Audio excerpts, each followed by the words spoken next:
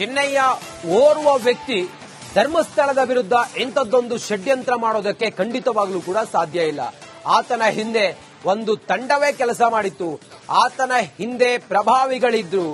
ಆತನ ಸಂಪೂರ್ಣ ಬದಲಾಯಿಸಿದ್ದು, ಆತನನ್ನ ಅಲ್ಲಿ ಹೋಗಿ ಹಿಂಗೆ ಮಾಡುವಂತ ಹೇಳಿದ್ದು, ಇದೇ ರೀತಿ SIT ಅಧಿಕಾರಿಗಳ ಮುಂದೆ ಮಾತಾಡುವಂತ ಹೇಳಿದ್ದು, ಬುರುಡೆ ತಂದು ಕೊಟ್ಟಿದ್ದು, ಇದೆಲ್ಲವೂ ಕೂಡ ಆತನ ಹಿಂದೆ ಇದ್ದಂತ ಬುರುಡೆ ಗ್ಯಾಂಗ್ ಅನ್ನೋದು ಈಗ SIT ಅಧಿಕಾರಿಗಳ ತನಿಖೆ ವೇಳೆ ಬಯಲಾಗಿದೆ. ಇದೆಲ್ಲವೂ ಮಾಹಿತಿ ರಿವೀಲ್ ಆಗಬೇಕು ಅಂತ ಹೇಳಿದ್ರೆ SIT ಅಧಿಕಾರಿಗಳಿಗೆ ಈತನ ಸಂಪರ್ಕದಲ್ಲಿ ಯಾರಿದ್ರು ಅನ್ನೋದು ತಿಳಿಬೇಕಾಗಿದೆ. ಈ ಕಾರಣದಿಂದ ಆತನ ಮೊಬೈಲ್ ಅನ್ನ ಈಗ ಸರ್ಚ್ ಮಾಡ್ತಾ ಇದ್ದಾರೆ. ಆತನ ಮೊಬೈಲ್ ಸಿಕ್ತು ಅಂತೇಳಿ ಆದ್ರೆ ಬಹುತೇಕ ಒಂದು 50% SIT ಅಧಿಕಾರಿಗಳ ಕೆಲಸ ಮುಗ್ದಂಗೆನೆ. ಮೊಬೈಲ್ ನಲ್ಲಿ ಮಹಾ ರಹಸ್ಯ ಅಡಗಿದೆಯಾ, ರಿಟ್ರೀವ್ ಮಾಡಿದ್ರೆ ಮೊಬೈಲ್ ನಲ್ಲಿ ಯಾರಿಗೆ ಫೋನ್ ಮಾಡಿದ್ದ, ಯಾರಿಗೆ ಮೆಸೇಜ್ ಮಾಡಿದ್ದ, ಯಾರಿಗೆ ಆತ ಸಂಪರ್ಕ ಮಾಡಿದ್ದ, ಇದೆಲ್ಲವೂ ಕೂಡ ಗೊತ್ತಾಗುತ್ತೆ. ಈ ನಿಟ್ಟಿನಲ್ಲಿ ಈಗ ಮೊಬೈಲ್ಗಾಗಿ ಹುಡುಕಾಟ ಮಾಡ್ತಾ ಇದ್ದಾರೆ SIT ಅಧಿಕಾರಿಗಳು. ಅದರ ಭಾಗವಾಗಿಯೇ ಮಹೇಶ್ ಶೆಟ್ಟಿ ತಿಮರೋಡಿ ಅವರ ಮನೆಗೆ ಆಗಮಿಸಿದ್ದಾರೆ. ಅಲ್ಲಿ ಈಗ ತಲಾಶ್ ಕಾರ್ಯಾಚರಣೆ ನಡೀತಾ ಇದೆ. ಮತ್ತೆ ಸಂಪರ್ಕದಲ್ಲಿ ನಮ್ಮ ಪ್ರತಿನಿಧಿ ದಿನೇಶ್ ಕಾಶಿಪಟ್ನ. ದಿನೇಶ್, ಕ್ಷಣ ಕ್ಷಣಕ್ಕೂ ಕೂಡ ಒಂದು ರೋಚಕವಾದಂತ ಕಾರ್ಯಾಚರಣೆ ಇದು. ಯಾಕಂತ ಹೇಳಿದ್ರೆ ಮಹೇಶ್ ಶೆಟ್ಟಿ ತಿಮರೋಡಿ ಅವರ ಮನೆಗೂ ಕೂಡ ಈಗ ಬಂದಿದ್ದಾರೆ. ಅವರ ಅಣ್ಣನ ಮನೆಯಲ್ಲೂ ಕೂಡ ತನಿಖೆ ನಡೀತಾ ಇದೆ ಅನ್ನೋ ಮಾಹಿತಿ ಇದೆ. ಮೊಬೈಲ್ ಸಿಕ್ಕರೆ ಎಲ್ಲವೂ ಬಯಲಾಗತ್ತಾ? ಮೊಬೈಲ್ ನಲ್ಲೇ ಎಲ್ಲವೂ ಇದೆಯಾ? ರಹಸ್ಯ ವಿಚಾರ ಮೊಬೈಲ್ ನಲ್ಲೇ ಇದೆಯಾ? ಈ ಷಡ್ಯಂತ್ರದ ಹಿಂದೆ ಯಾರ್ಯಾರು ಇದ್ದಾರೆ ಅನ್ನೋದೆಲ್ಲವೂ ಕೂಡ ಗೊತ್ತಾಗತ್ತಾ ಮೊಬೈಲ್ ಸಿಕ್ತು ಅಂತ ಹೇಳಿ ಆದ್ರೆ? ಒಂದು 50% ಮುಗ್ದಂಗೆ ಅನ್ಸುತ್ತೆ ದಿನೇಶ್, ಮೊಬೈಲ್ ಸಿಕ್ಕಿದ್ರೆ.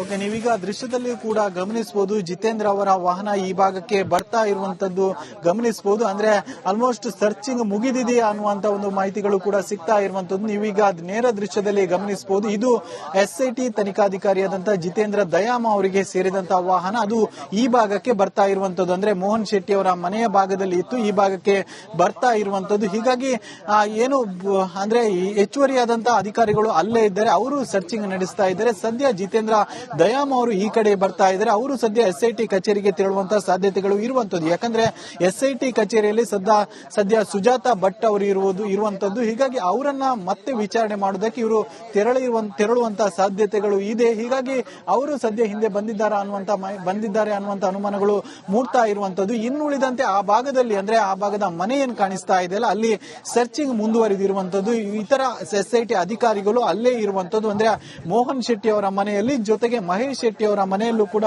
ಇತರ ಅಧಿಕಾರಿಗಳು ಇರುವಂತದ್ದು. ಅಲ್ಲಿ ಸರ್ಚಿಂಗ್ ಮಾಡ್ತಾ ಇರುವಂತದ್ದು. ಪ್ರಮುಖವಾಗಿ ಆತನ ಮೊಬೈಲ್ಗಾಗಿ, ಜೊತೆಗೆ ಆತನಿಗೆ ಸಂಬಂಧಿಸಿದಂತ ಇತರ ವಸ್ತುಗಳಿಗಾಗಿ ಅಲ್ಲಿ ಹುಡುಕಾಟವನ್ನು ಕೂಡ ಮಾಡ್ತಾ ಇರುವಂತದ್ದು. ಅಂದ್ರೆ ಆತನ ಮೊಬೈಲ್ ಸಿಕ್ಕಿದ್ರೆ ಪ್ರಕರಣದಲ್ಲಿ ಬಹುತೇಕ ಒಂದು ಘಟ್ಟ ತಲುಪಿದಂತೆ. ಅಂದ್ರೆ ಆತನ ಮೊಬೈಲ್ ನಲ್ಲಿ ಒಂದಷ್ಟು ಕಾಂಟ್ಯಾಕ್ಟ್ ಗಳು ಗೊತ್ತಾಗುತ್ತೆ. ಅಂದ್ರೆ ಈ ಹಿಂದೆ ಯಾರೆಲ್ಲ ಕಾಂಟ್ಯಾಕ್ಟ್ ಮಾಡಿದ್ರು, ಸದ್ಯ ಯಾರೆಲ್ಲ ಕಾಂಟ್ಯಾಕ್ಟ್ ನಲ್ಲಿ ಇದ್ರು, ಅಂದ್ರೆ ಈ ಒಂದು ಉತ್ಖನನ ಸಂದರ್ಭದಲ್ಲಿ ಇರ್ಬೋದು, ಜೊತೆಗೆ ಇತರ ಸಂದರ್ಭದಲ್ಲಿ ಇರ್ಬೋದು, ಯಾರೆಲ್ಲ ಕಾಂಟ್ಯಾಕ್ಟ್ ನಲ್ಲಿ ಇದ್ರು ಅನ್ನುವಂಥದ್ದೆಲ್ಲವೂ ಕೂಡ ಆ ಮೊಬೈಲ್ ನಲ್ಲಿ ಗೊತ್ತಾಗಿ ಮೊಬೈಲ್ ಅನ್ನು ವಶದಲ್ಲಿ ಬಹುತೇಕ ಒಂದು ಹಂತಕ್ಕೆ ಬಂದಂತೆ ಆಗುತ್ತೆ. ಹೀಗಾಗಿ ಮೊಬೈಲ್ ಅನ್ನ ವಶಕ್ಕೆ ಪಡೆಯುವುದಕ್ಕೆ ಪ್ರಮುಖವಾಗಿ ಸರ್ಚಿಂಗ್ ಮಾಡ್ತಾ ಇರುವಂತದ್ದು. ಜೊತೆಗೆ ಇನ್ನುಳಿದಂತ ಬೇರೆ ಬೇರೆ ವಸ್ತುಗಳೇನಿದೆ, ಅಂದ್ರೆ ಆತನಿಗೆ ಸಂಬಂಧಿಸಿದಂತ ವಸ್ತುಗಳೇನಿದೆ, ಅದಕ್ಕೂ ಕೂಡ ಈಗಾಗಲೇ ಸರ್ಚಿಂಗ್ ಅನ್ನು ಮಾಡ್ತಾ ಇರುವಂತದ್ದು. ಯಾಕಂದ್ರೆ ಆತನ ಬಹುತೇಕ ವಿಚಾರಗಳು ಗೊತ್ತಾಗುತ್ತೆ. ಆತನ ಈ ಇತ್ತೀಚಿನ ಕಾಂಟ್ಯಾಕ್ಟ್, ಹಿಂದಿನ ಕಾಂಟ್ಯಾಕ್ಟ್ ಗಳಾಗಿರೋದು ಎಲ್ಲವೂ ಗೊತ್ತಾಗ್ತದೆ. ಏನಾದ್ರೂ ಅದು ಡಿಲೀಟ್ ಆಗಿದ್ರು ಕೂಡ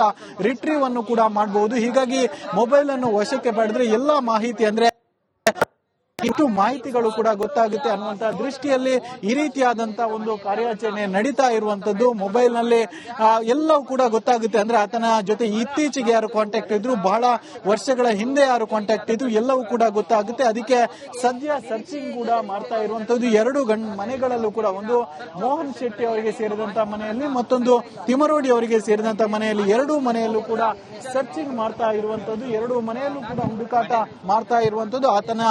ಆತನಿಗೆ ಸಂಬಂಧಿಸಿದಂತಹ ಮೊಬೈಲ್ ಅಥವಾ ಇತರ ವಸ್ತುಗಳಿಗಾಗಿ ಹುಡುಕಾಟವನ್ನು ಕೂಡ ಮಾಡ್ತಾ ಇರುವಂತದ್ದು. ಸ್ಥಳದಲ್ಲಿ ಅಂದ್ರೆ SIT ಟೀಮ್ ಜೊತೆಗೆ ಇವತ್ತು ಸೋಕೋ ಟೀಮ್ ಕೂಡ ತೆರಳಿರುವಂತದ್ದು. ಏನಾದ್ರೂ ವಸ್ತು ಸಿಕ್ಕಿದ್ರೆ ಅದನ್ನ ಪರೀಕ್ಷೆ ಮಾಡುವುದಕ್ಕೋಸ್ಕರವಾಗಿ ಸೋಕೋ ಟೀಮ್ ಕೂಡ ಜೊತೆಗೆ ಇರುವಂತದ್ದು. ರಂಜಿತ್ ಶಿರಿಯಾರ್. ಓಕೆ, ಸದ್ಯಕ್ಕೆ ಈಗ ಅವ್ರ ಮನೆಯಲ್ಲಿ ಬೇರೆನಾದ್ರೂ ರಹಸ್ಯ ಮಾಹಿತಿ ಏನಾದ್ರೂ ಬಹಿರಂಗ ಆಯ್ತಾ ಈ ತಲಾಶ್ನ ವೇಳೆ? ಸದ್ಯ ಇಲ್ಲಿಂದ ಮತ್ತೆ ಯಾವ ಕಡೆಗೆ ಹೋಗ್ತಾರೆ SIT ಅಧಿಕಾರಿಗಳು, ಅಲ್ಲಿ ಜನ ಕೂಡ ಸೇರಿದ್ರು ಅನ್ನೋ ವಿಚಾರ ತಿಳಿತು. ಏನಾದ್ರೂ ಅಲ್ಲಿ ಅಹಿತಕರ ಘಟನೆಗಳೇನಾದ್ರೂ ಆಯ್ತಾ? ಹೇಗಿದೆ ಅಲ್ಲಿನ ಪರಿಸ್ಥಿತಿ ಈ ಹೊತ್ತಿಗೆ ದಿನೇಶ್?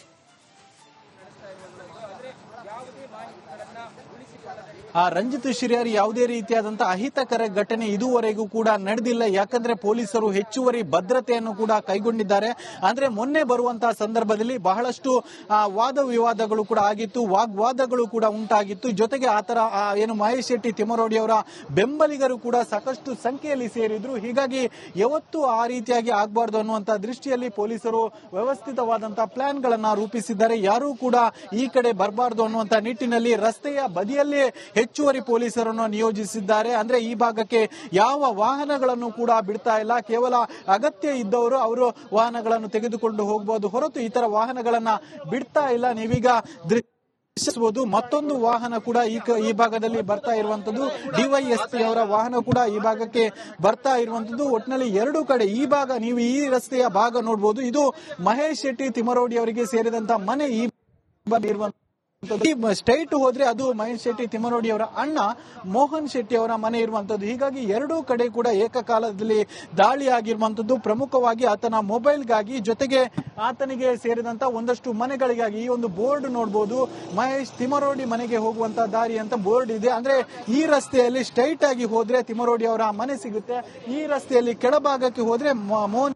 ಹೀಗಾಗಿ ಎರಡೂ ಕಡೆ ಕೂಡ ದಾಳಿ ನಡೆಸಿರುವಂತದ್ದು. ಎರಡು ಕಡೆ ದಾಳಿ ನಡೆಸಿ ಸದ್ಯ ಒಂದಷ್ಟು ಅಧಿಕಾರಿಗಳು ಅಲ್ಲೇ ಇರುವಂತದ್ದು. ಕೆಲವೊಂದಿಷ್ಟು ಅಧಿಕಾರಿಗಳು ಅಂದ್ರೆ SIT ಅಧಿಕಾರಿಯಾದಂತಹ ಜಿತೇಂದ್ರ ದಯಾಮ್ ಅವರು, ಜೊತೆಗೆ ಡಿವೈಎಸ್ಪಿ ಅವರು ಈಗ ಸದ್ಯ ಉಜಿರೆ ಕಡೆ ತೆರಳಿರುವಂತದ್ದು. ಸದ್ಯ ಅವರು SIT ಆಫೀಸ್ಗೆ ತೆರಳಿರುವಂತಹ ಸಾಧ್ಯತೆಗಳು ಕೂಡ ಇರುವಂತದ್ದು. ಯಾಕಂದ್ರೆ ಒಂದಷ್ಟು ನಿರ್ದೇಶನಗಳನ್ನ ನೀಡಿದ್ರು, ಆ ಬಳಿಕ ಮುಂದೆ ಯಾವ ರೀತಿಯಾಗಿ ಸರ್ಚಿಂಗ್ ಮಾಡಬೇಕು ಅನ್ನುವಂತ ತಿಳಿಸಿದ್ರು. ಸದ್ಯ ಅವರು SITಗೆ ಕಚೇರಿಗೆ ತೆರಳಿದಂತಹ ಇರುವಂತದ್ದು ನೋಡಬಹುದು. ರಂಜಿತ್ ಶಿರ್ಯಾರಿ ಹೆಚ್ಚಿನ ಪೊಲೀಸ್ ಭದ್ರತೆಯನ್ನು ಕೂಡ ನಿಯೋಜನೆ ಮಾಡಿದ್ದಾರೆ. ಅಂದ್ರೆ ಅವರ ಬೆಂಬಲಿಗರು ಬಹಳಷ್ಟು ಸಂಖ್ಯೆಯಲ್ಲಿ ಇದ್ದಾರೆ ಈ ಭಾಗದಲ್ಲಿ. ಅಂದ್ರೆ ಉಜಿರೆ ಭಾಗದಲ್ಲಿ ಅವರ ಬೆಂಬಲಿಗರ ದೊಡ್ಡ ಸಂಖ್ಯೆ ಇದೆ. ಹೀಗಾಗಿ ಅವ್ರೇನಾದ್ರೂ ಬಂದ್ರೆ ಏನಾದ್ರೂ ಅಹಿತಕರ ಘಟನೆ ಉಂಟಾಗಬಹುದು ಅನ್ನುವಂತ ನಿಟ್ಟಿನಲ್ಲಿ ಪೊಲೀಸರು ಯಾರನ್ನೂ ಕೂಡ ಈ ಭಾಗಕ್ಕೆ ಬರ್ತಾರೆ. ಥ್ಯಾಂಕ್ ಯು ದಿನೇಶ್, ನಿಮ್ಮೆಲ್ಲ ಮಾಹಿತಿಗಾಗಿ.